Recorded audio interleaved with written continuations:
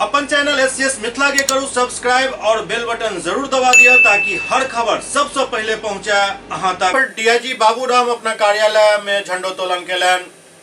मिथिला क्षेत्र दरभंगा के पुलिस उप महानिरीक्षक कार्यालय में डीआईजी बाबूराम झंडोत्तोलन केलन। झंडोत्तोलन के अवसर पर दरभंगा के प्रमंडलीय आयुक्त मनीष कुमार, जिलाधिकारी दरभंगा राजीव रोशन, सिटी एसपी सागर कुमार झा सहित कई अन्य पदाधिकारी मौजूद छला।